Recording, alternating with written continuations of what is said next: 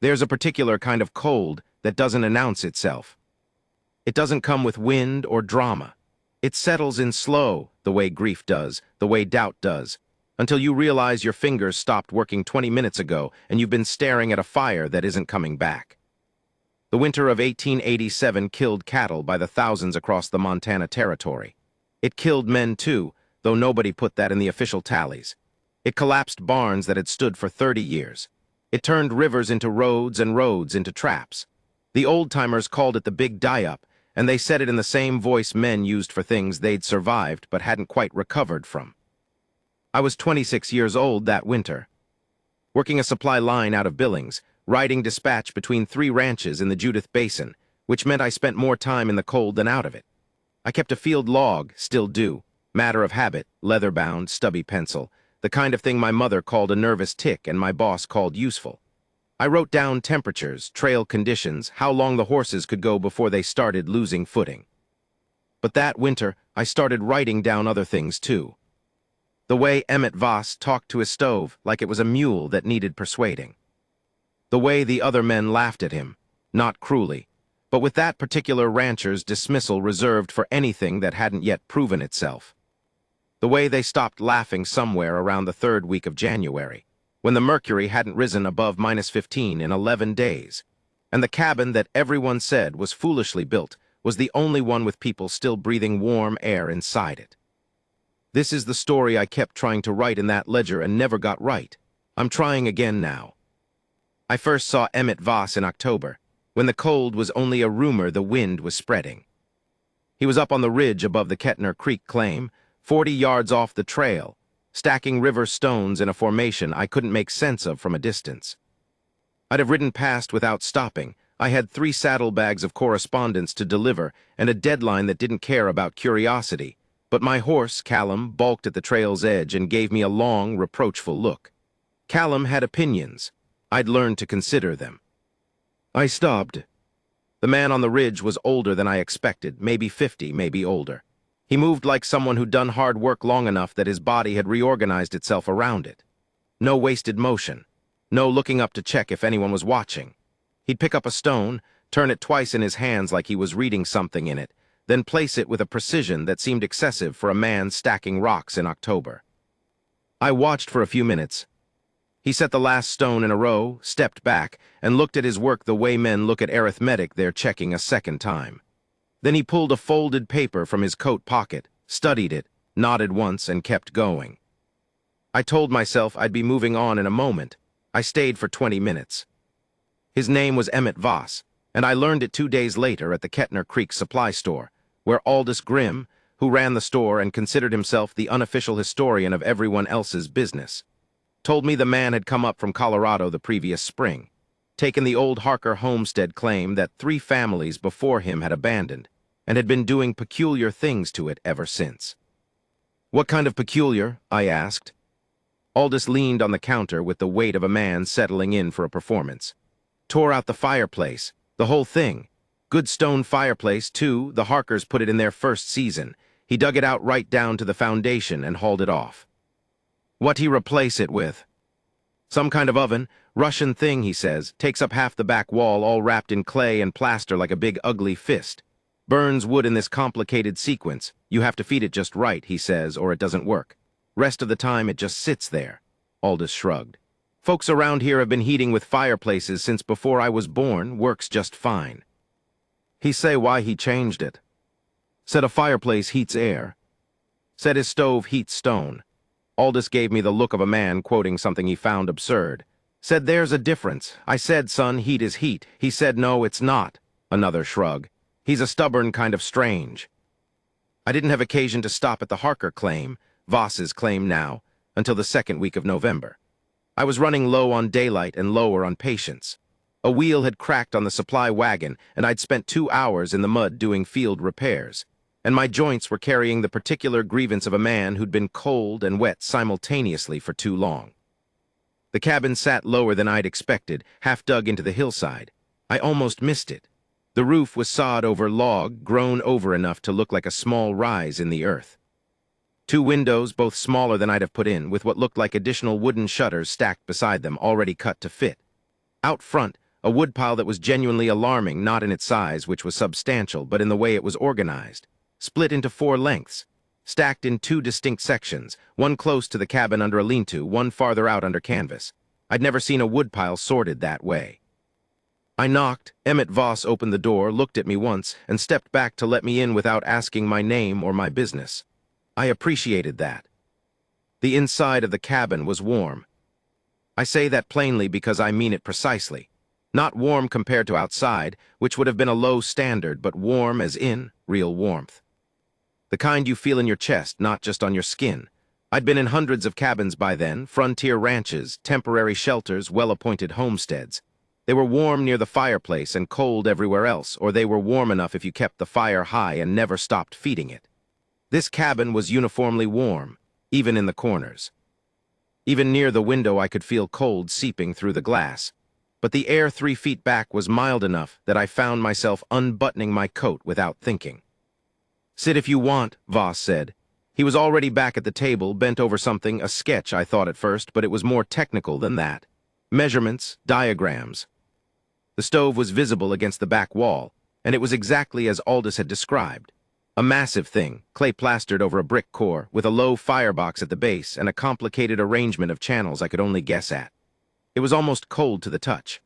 I pressed my palm to the side of it the way you'd check a horse for fever, and the clay was barely above the ambient temperature, maybe slightly warm, the way sun-warmed rock holds heat past sunset. "You fired it recently?" I asked. "This morning, 2 hours. I looked at my watch out of habit. It was 4:30 in the afternoon. 6 hours ago. And it's still..." "Yes." I looked around the cabin again. The thermometer on the wall read 58 degrees. Outside it had been 23 when I'd checked at noon and dropping. Voss didn't offer explanations without being asked. This I came to understand as a consistent feature of the man rather than any particular reticence. He simply didn't assume you were interested. If you asked, he answered. If you didn't, he went on with his work and allowed you the same dignity. I asked. He talked for a while without looking up from his diagrams. His voice had a slight accent I couldn't fully place, not Slavic, but something acquired from people who were, the way language settles into you from the people you've worked alongside. He'd spent time in Minnesota, I gathered later, and before that in Canada, and before that in places he mentioned in passing without elaborating. He explained the Russian black stove the way a craftsman explains a tool. Not with enthusiasm, not defensively, just accurately. A conventional fireplace, he said, burns wood in an open chamber and sends the heat up the chimney. Most of what you paid for in wood went straight out the flue as hot gas. What remained in the room was the radiant heat from the fire itself, which required constant feeding and died the moment the fire went low. You were heating air. Air doesn't hold heat. Air loses it the moment you stop adding more.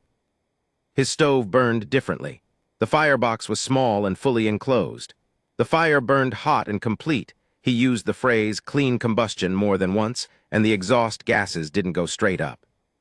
They traveled through a labyrinth of internal channels cut into the brick mass before exiting the chimney, and as they traveled, they gave up their heat to the brick. The clay plaster spread that heat evenly. The fire burned for 2 hours in the morning. The brick held the heat and released it slowly, uniformly, in all directions, for the next 16 to 20 hours. "Fireplace heats air," he said, same thing Aldous had quoted, but from the source this time. "Air is gone when you open the door. Brick doesn't go anywhere." "Why do they call it a black stove?" I asked. He glanced up at me for the first time in a while. "Because you seal it. Let it draw through itself completely before you open any dampers. All the smoke burns inside before it escapes. Comes out cleaner." He paused. "Also because they used to have no chimney. Just sealed it, let the smoke fill the channels until it all burned. Older version." "That sounds dangerous." "It was." He said this without any particular emotion, the way you'd say a tool had sharp edges. "This is not that version." I didn't become a regular visitor that fall, but I stopped in 4 or 5 more times before the weather turned genuinely serious. I told myself it was the route.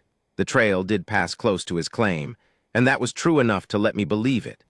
Mostly I wanted to see if the warmth was consistent, or if I'd caught him on a good day. It was consistent. The other thing that was consistent was the reception I got at the Kettner Creek store and at the neighboring ranches. The Kettner Basin had maybe 30 families in serious riding distance, and word traveled the way it always did in frontier communities, fast, warped by the telling, and freighted with whoever was doing the talking's particular concerns. The Harker claim was a recurring subject. I sat in on a conversation at the Donahue Ranch. The Donahues ran cattle and considered themselves the relevant authority on most local matters, where the stove came up the way it always did, as the punchline to a story about a man who'd done something unnecessarily complicated when straightforward would have worked. "He's got it burning for 2 hours and then leaving it," said Chet Donahue, who was 35 and had never, to my knowledge, been wrong about anything in his own estimation. "Whole system requires you to tend it like a baby, specific wood lengths, specific sequence. You can't just throw a log on when you're cold. Doesn't make sense for working a ranch." "Seems to stay warm, though," I said. I was writing in my ledger and didn't look up. I'd found that people said more when they thought you were only half listening. "Warm enough for one man sitting around drawing pictures, maybe. You've got a crew to feed, animals to tend. You need a fire you can manage fast and simple, not a puzzle." "His woodpile's enormous," said Ren Albright, who ran a smaller spread to the north. "I'll give him that, but that's the problem, isn't it? You need all that specific cut wood you spend all summer cutting instead of ranching." "He cut it in the summer, though," I said, "because he had nothing else to do." This was delivered with the finality of a closing argument. I wrote that down in my ledger. I wrote down the temperature outside and the date, and then I wrote, "They are not wrong that it's complicated, but no one here is asking whether complicated pays off." November pushed into December, and the weather tightened. I want to be precise about what the winter of 1887 felt like in the basin, because I've read accounts since that describe it in aggregate, the statistics, the losses, the regional scale of the disaster, and those accounts are accurate, but they flatten something. The cold came in stages. First, the temperatures dropped below what you expected and stayed there. Then the snows came and didn't leave. Then the temperatures dropped further, below what you'd prepared for because you'd prepared for what was normal. Then they dropped again. The thing that killed the cattle first was that the snow crusted. Cattle in open range could usually paw through snow to find the grass beneath. When the temperature fluctuated enough to create a layer of ice on top, drop, partial thaw, freeze harder, the cattle couldn't break through. They stood at the crust and starved while the grass sat 6 inches below them. The thing that killed men was simpler. It just got too cold for the infrastructure they'd built to handle. Fireplaces that had been adequate for previous winters were not adequate for this one. Not because they were poorly built, but because the previous winters had not asked this much of them. A fireplace that could hold a cabin at 40 degrees above zero on a night of 0 degrees could not hold it at 40 above on a night of -30. The math didn't work anymore. Men woke up to find their water frozen inside the cabin, their breath visible at noon, their extremities unreliable. I know this because I was delivering correspondence to these ranches. I saw it. On December 17th, I stopped at Voss's cabin on a day when the temperature had not risen above -12 since dawn. He was outside splitting wood when I arrived, which struck me as either lunatic or indicative of something about him I hadn't fully measured. He was in a heavy coat and canvas gloves with wool beneath, working methodically through a round with a splitting maul. Not hurrying, not avoiding hurrying, just working at the pace the work required. "You fire the stove this morning?" I asked, because by then I'd learned the rhythm of his days well enough to know the question made sense. "Yesterday evening, won't fire again until morning." The outside temperature was, as I said, -12. I'd been in the cold for 4 hours on horseback, and my back molars were aching. I looked at the cabin door with what I suspected was transparent longing. He stepped aside and gestured at it. "Go ahead." Inside, the thermometer read 54 degrees. He had not fired the stove in somewhere between 12 and 14 hours. Outside was -12. I sat down on the bench beside the table and didn't say anything for a while. My hands ached as they came back to life. Outside, I could hear the maul striking wood in its patient, metronomic rhythm. I opened my ledger and wrote 54 degrees. No fire burning for possibly 14 hours. Outside, -12. Temperature differential, 66 degrees. Fireplace would be below freezing inside within 4 hours of the fire dying. Then I wrote he was right. I looked at that sentence for a while, then I wrote beneath it, "No one else knows yet." The thing about being right before the conditions prove you right is that it costs you something in the meantime. I saw this clearly in Voss over those weeks.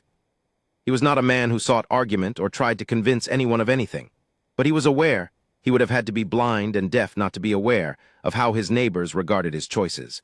The extra labor of the stove's preparation, the complicated firing sequence, the summer he'd spent with brick and clay when other men were cutting fence line, the fireplace he'd dug out and hauled away good Harker stone that could have served him just fine. He'd done it anyway. Not out of stubbornness, I came to think, or not only that. Out of a calculation he'd made in advance, based on knowledge other people didn't have access to and wouldn't have credited if he'd tried to explain it. He'd been in Minnesota when the winters hit hard. He'd seen what happened when the infrastructure didn't match the cold. He'd built for the winter he expected to come eventually, not for the average winter. And he'd accepted without visible resentment that this meant doing complicated and unpopular things when simpler and approved things were available. That is a particular kind of loneliness, the loneliness of preparation, of building for a disaster that hasn't arrived yet and may not come in anyone's estimation but your own.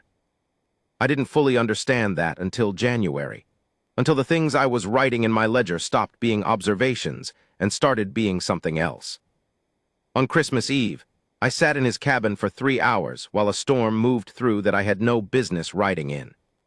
He fed me salt pork and a kind of dense, heavy bread he made in batches and stored. He made tea on the small secondary stove, a regular iron affair, just for cooking, and didn't make conversation unless I started it. At one point he got up and opened a small panel in the side of the main stove, checked something inside with a thin iron rod, nodded, and closed it again. "Is it working?" I asked. "Always working," he said, "just checking." "What are you checking for?" He considered. "Cracks, settlement. Clay can shift as it heats and cools, not often, but you check." He set the rod back on its hook. "Most things that fail you had warning, you just didn't look." He said it about the stove. I wrote it down because it seemed to be about more than the stove. Outside the snow was coming horizontal. Inside the thermometer read 56 degrees, and the main stove sat silent and warm as a sleeping animal in the corner of the room. I wrote in my ledger, "He is not a lucky man or an unlucky one. He is a prepared man. There may not be a category for that yet in this basin." Then the wind hit the roof, and I stopped writing, and we both looked up at the ceiling in the particular way people do when they're listening to weather make decisions about them. The ceiling held. January came the way the old-timers later said it always did in a bad year. Not gradually, but as a fact you woke up to one morning, as settled and declarative as a court summons. I know the date, January 4th, 1888. I know it because I wrote it in my ledger that morning before I could bring myself to go outside, wrote it the way you write a name at the top of a letter when you're not sure what you're going to say next. Just to have the date there, just to mark the moment. The thermometer outside the supply relay station read -29. By noon it had dropped to -34. I had 11 correspondence runs scheduled for that week. I completed 4. Let me tell you what -34 does to a place. It does what cold always does, only faster and more completely. It is not a matter of degree but of kind. At -34, metal contracts visibly. You can hear it, a kind of tick-tock in the iron stovepipe, a groan from hinges. Water left in a bucket inside an unheated outbuilding freezes solid overnight. Horses don't want to breathe it. They turn their backs to the wind and stand close and breathe into each other's necks. Cattle won't move unless forced. Some of them stop moving entirely. Frostbite becomes a serious possibility within 15 minutes of exposed skin. Frostbite becomes a serious probability within 30. If you fall from a horse and the horse goes, you calculate what kind of cold you're going to die of and how long it will take. I am not dramatizing. I have reread my ledger entries from those days, which are terse and factual because I was conserving warmth even in my writing, keeping my hands moving only as much as necessary. But the facts themselves are dramatic enough. Jan 5, 3 of Donahue's line riders came in from the north pasture saying the overnight shelter is down, roof collapsed, cattle gone, 2 men with frostbitten ears. Donahue has 12 men trying to work out of the main house. Main house fireplace cannot heat the space adequately. Men sleeping in shifts near the fire. Temperature inside main room, 38 degrees at midnight. 38 degrees is above freezing. It is not warm. It is survivable, which is the only bar that mattered that month. I was at the Donahue Ranch on January 6th when I heard Chet Donahue say Emmett Voss's name in a voice I hadn't heard from him before. Not dismissive, not amused, considered. We were in the main house around the fireplace, which was burning everything Donahue had that was dry, and the room was holding somewhere around 40 degrees, despite the fire being fed almost constantly. 2 of his men had been pulling 12-hour fire watch shifts to keep it going. Donahue was at the table, not sitting so much as leaning on it, looking at the wall the way men look at problems they've underestimated. "That Voss up at the Harker claim," he said. He didn't look up. "His stove, you've been in his cabin." He was talking to me. Word had gotten around about my stops there, the way word always did. "Several times," I said. "It stays warm." It wasn't a question, but I answered it. "Yes." He was quiet for a moment. "How warm?" "Mid-50s, generally. Even when he hasn't fired it in 12, 14 hours. Donahue's jaw tightened slightly, and he built it himself. "He did." He looked at the fireplace. The fire was high and bright, and the room was 40 degrees. He looked at the fireplace the way a man looks at something that has failed him, with the specific anger of a person who'd believed it was sufficient. "I should have listened more carefully," he said, "when he explained it." "Did he explain it to you?" "Once at the store in October, he stopped. I wasn't giving it full consideration." He didn't say why. I already knew. It wasn't stupidity or cruelty. It was the frontier habit of distrust for the untested, the unfamiliar, the thing that required more initial effort before it proved itself. In a world where survival was already complicated, there was reasonable logic in preferring systems you understood. The problem was that reasonable logic had a ceiling, and the winter of 1887 had gone above it. On January 8th, 2 of Donahue's men rode to the Voss claim. I know because I was one of them. Donahue had asked me to come along as something between a translator and a guarantor.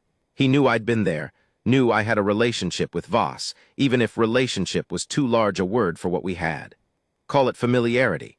Call it the trust that comes from a man letting you into his cabin in a storm without asking your name. The second man was Donahue's foreman, a quiet Scotsman named Callum Drest, who had the good sense to let me do the talking. We found Voss outside, of course we did, clearing snow from the woodpile under the canvas cover. He acknowledged us with a nod and kept working until he'd finished what he was doing. Then he straightened up, assessed us with the same stone-turning patience he'd applied to the river rocks in October, and waited. I explained what Donahue was asking. It was not a simple request. He wasn't asking Voss to loan him a shovel.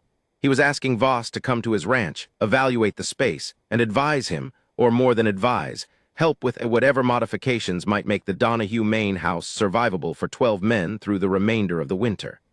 He was asking this of a man he'd spent 3 months publicly dismissing in the presence of half the basin. I watched Voss's face while I explained. I'd become a student of that face over the previous weeks. It wasn't expressive in the conventional sense, but it wasn't blank either. It was simply unhurried. He processed things before he reacted to them, and the processing was visible if you knew to look for the small tells, the slight narrowing at the bridge of his nose, the way he turned his head a fraction when something new entered his thinking. He was quiet when I finished. "What does he have to work with?" he asked. "What do you mean?" "Donahue, what materials? Brick, stone, clay. What's on his land, what he's hauled in." I looked at Callum Drest, who answered with the inventory in his head, a practical man's answer, no editorializing. Voss listened, nodded twice. "When," he said.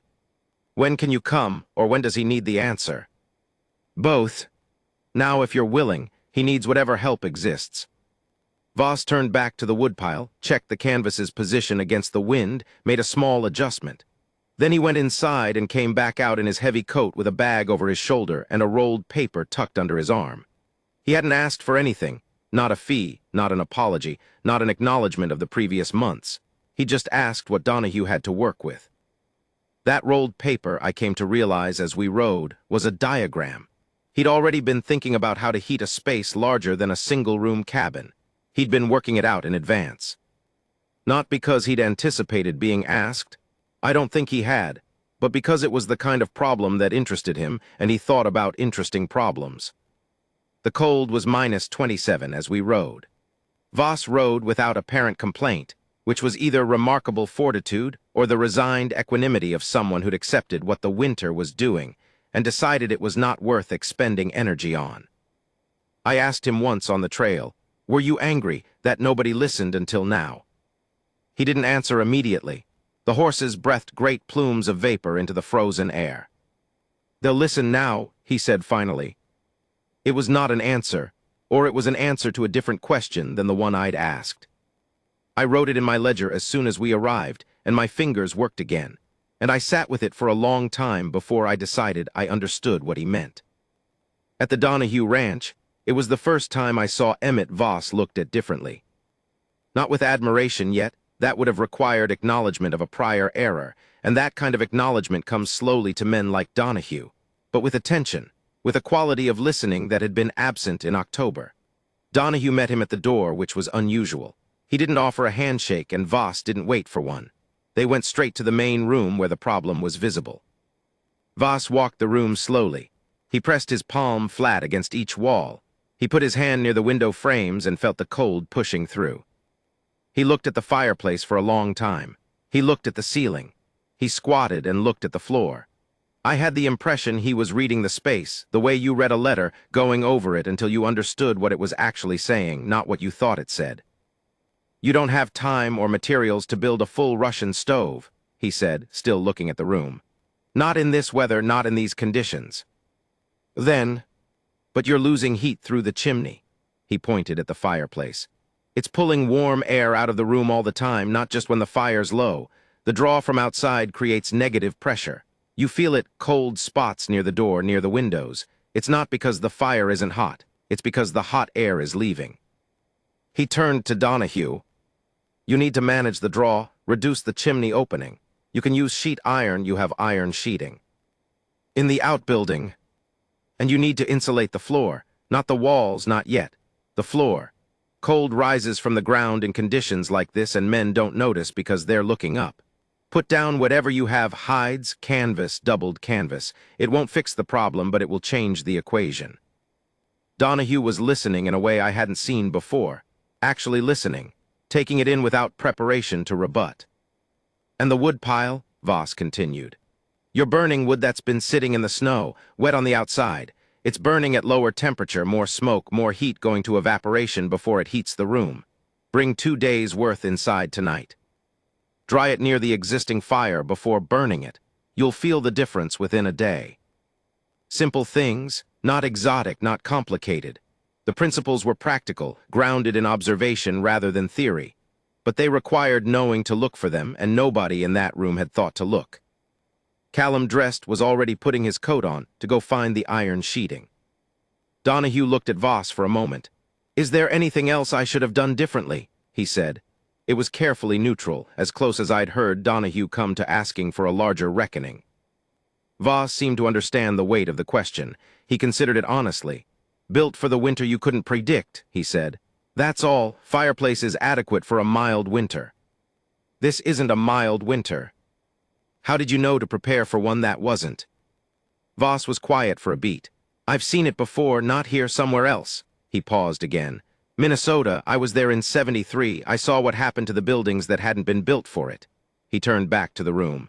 "You build for what you've lived. I'd lived a harder winter." The next 10 days were the strangest of that winter for me, and the strangest in my memory of any of those years. Word of Donahue's asking spread through the basin the way word always did fast, and then something unusual happened. People started coming to Voss. Not all at once, not with fanfare. In ones and twos, men who'd laughed at the black stove in October or simply hadn't paid it enough consideration arrived at the Harker claim to ask questions. Some of them had specific emergencies. A secondary outbuilding losing too much heat, cattle crowded into an inadequate shelter, a family running low on wood because their fireplace was consuming it faster than the winter was letting them cut more. Voss received each of them with the same quality of attention. He asked what they had to work with. He asked about the structure, the dimensions, the available materials, the existing situation. He didn't offer opinions about what they should have done previously. He worked on what was in front of him. I was there for most of it because my dispatch routes had contracted severely in the worst of the cold, and because I'd started doing something I'm slightly embarrassed to admit. I was writing it all down in a second ledger. Not just notes, but something longer. Something that tried to capture what I was seeing, not just the facts of it, but the texture. The way Ren Albright, who'd been one of the louder skeptics in October, stood in Voss's cabin holding a cup of tea, and looking at the warm clay wall with an expression I can only describe as chastened awe. The way a young homesteader named Titcheller, who'd ridden 4 hours through -20 conditions to ask about floor insulation, wept briefly when Voss told him a few canvas layers and some packed earth at the foundation would make a real difference. Wept not from relief, but from the realization that simple knowledge could change his family's survival odds, and he hadn't known to look for it. The way Voss absorbed all of it, the need, the questions, the occasional implicit apologies for previous dismissal, with the patience of a stone wall absorbing weather, taking it in, giving back warmth. It was in this period that I understood something about him I'd been circling without landing on. He was not a patient man in the conventional sense. He was not passive.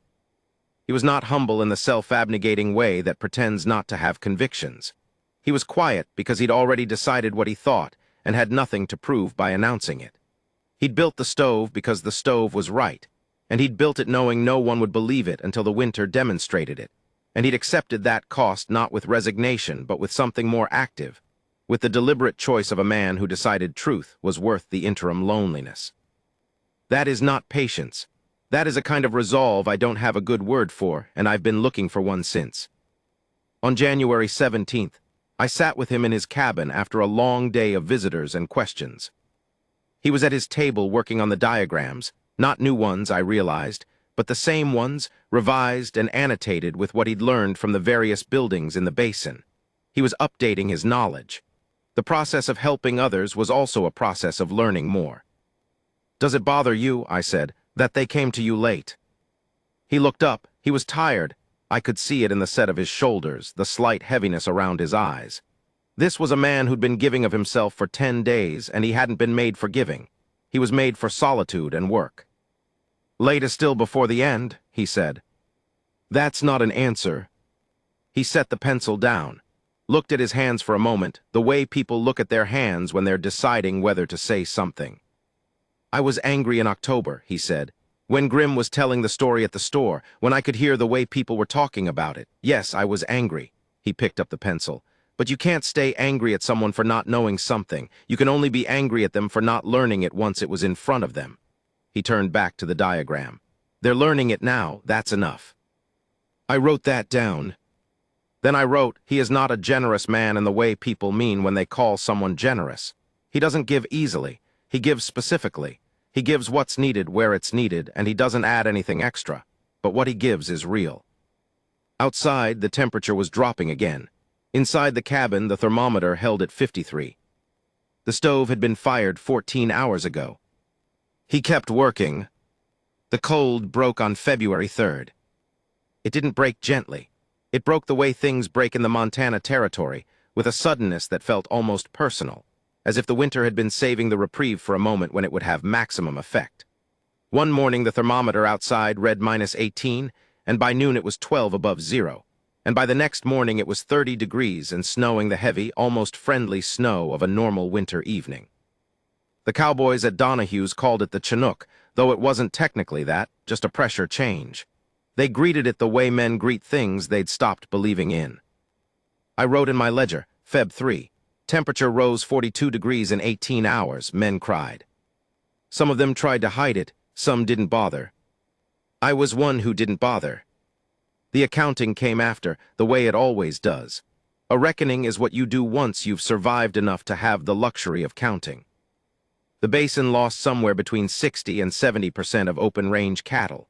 Exact numbers were hard to come by, and nobody really wanted to do the math too carefully, but that was the working estimate.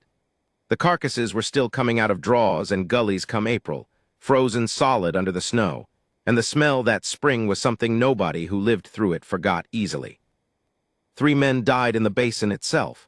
Not at the ranches. At the ranches, men had made it work through sharing and improvisation. The 3 who died were isolated. A trapper who'd been too far from any settlement, a man who'd gone out in the worst of the cold after a cattle escape and hadn't come back, and an older homesteader on the basin's north edge who'd had no visitors and no contact for 3 weeks before anyone reached him. 3 is not a large number in the abstract. In the basin, where 30 families knew each other's names, it was 3 people. 3 absences that sat at the table of every gathering that spring. I was at Voss's cabin on the first morning the temperature crested above freezing, sitting at his table with a cup of that dense tea he made, when Donahue came. He came alone, which was unusual. He rode up without announcement, tied his horse, knocked. Voss let him in. Donahue was a big man, and he'd been reduced some by the winter, the way the hard months did to people, not in size, but in that layer of assurance that constituted his normal bearing. He stood inside the door for a moment, looking at the room, and his eyes went to the stove the way they always did, that particular attention the stove received from anyone who'd experienced the winter. "Thermometer's 31 outside," he said. "I know," said Voss. "How warm in here?" 58, he nodded toward it. "Fired it at 8 this morning, won't need another until evening." Donahue nodded. He took off his hat and held it in both hands, turning it by the brim the way men hold hats when they don't know where to put themselves. "I want to build one," he said. "In the main house next to the existing fireplace, room for it on the west wall." Voss didn't say anything immediately. "I want to build one," Donahue said again, slightly differently with more weight. "And I want you to teach me how." The silence that followed was not uncomfortable, exactly. It was full. Voss was looking at Donahue the same way he'd looked at the river stones in October, turning the thing twice in his mind before deciding where to place it. "It's work," Voss said. "Not one day, several weeks." "I know. And you'll have to understand why each part works, not just how to do it. Otherwise, you can't maintain it." "I know. Spring's the time. Ground needs to be workable for the foundation work." Donahue nodded. "I'll come back in spring," he paused. "And I'll bring labor, whatever you need." Voss picked up his pencil and looked at the blank corner of the current diagram. "I'll need to think about your space. What I saw wasn't ideal for this, but there are configurations." He started sketching something in the corner, small and light. "Come back in March. I'll have a plan." Donahue watched him sketch for a moment. He put his hat back on. He seemed to want to say something else and several times almost started it, the almost starts visible in the small shifts of his posture. He settled for, "I'm glad you stayed on the claim." Voss looked up. It was a brief look, but I was watching closely enough to see what was in it, something complicated, not simple gratitude or simple forgiveness, but something that acknowledged the weight of the statement without fully unburdening it. He turned back to his sketch. "So am I," he said. "I spent 3 more weeks in the basin after the break, finishing my dispatch runs and letting the trails clear. In that time I had conversations I'd have had in no other circumstances, conversations that winter pries out of people the way heat cracks stone, releasing things that had been compressed inside. Ren Albright told me that he'd spent 2 nights of the worst cold lying awake, calculating how many hours his family had before the cabin became genuinely dangerous, and that the calculation had not resolved in a comfortable direction. He'd spent those hours watching his wife pretend to sleep, and his eldest son reading by the light of a fire they couldn't afford to let get any lower, and he'd held that fear in silence because announcing it would have helped nothing. He said, "That man's stove, it's just brick and clay and fire, same as what I've got, but it's thinking. It's somebody thought it through far enough ahead that the thinking is still doing work in January." He paused. "I want to do more of that, thinking far enough ahead." He said it like a resolution, like something he'd arrive at and intended to keep. I wrote it down. Titcheller, the young homesteader who'd wept, came to find me before I left the basin. He was maybe 22, recently married, his wife pregnant with their first.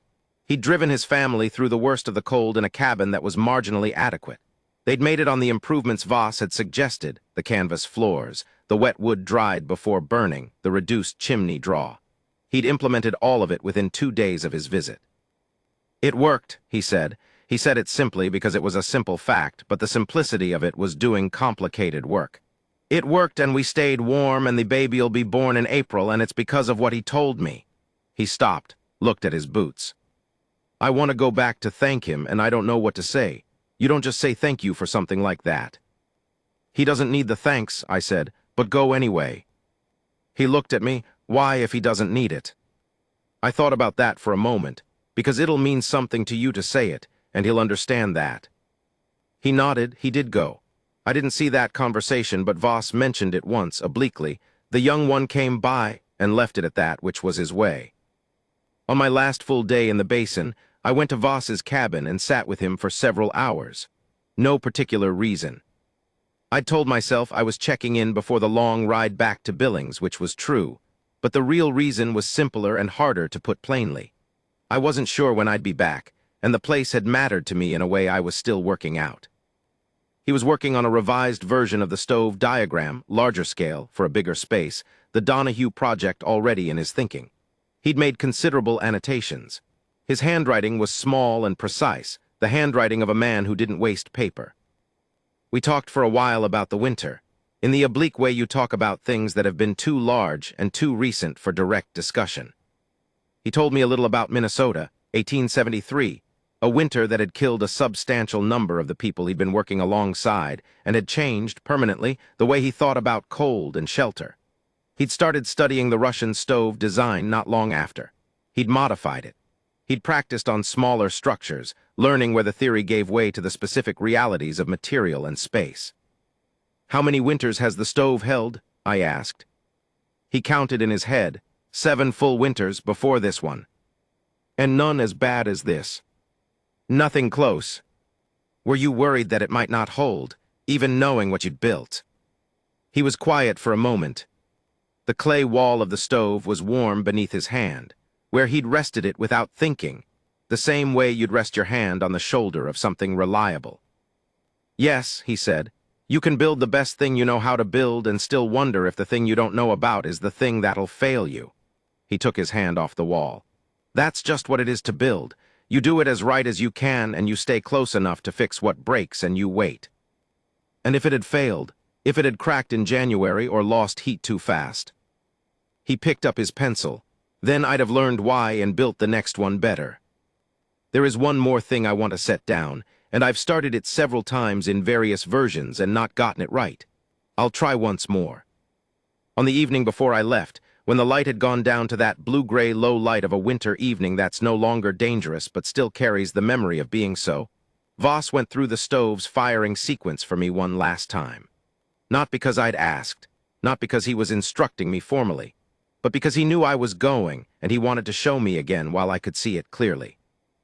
He opened the firebox. He set the wood in the pattern he'd shown me before, the specific sizing, the crosslay, the particular geometry that allowed the fire to burn hot and complete. He lit it with a single match, which I still found impressive. He left the damper in a specific position and watched the draw for a moment, then adjusted it by a fraction. "You watch the smoke color," he said. "White means efficient. Yellow-gray means something's not drawing right." He pointed at the small window near the firebox. "You can see the flame color, too. You want blue at the edges. Blue means complete combustion. Orange means you're wasting fuel." "You've never written this down," I said. "Any of it." He looked at me. "You've been writing it down." I had been 2 ledgers and a half, more words than I'd written about anything except my own name. "I have." "Good," he said. "Then it's written." He watched the fire for a moment more. The flame was blue at the edges.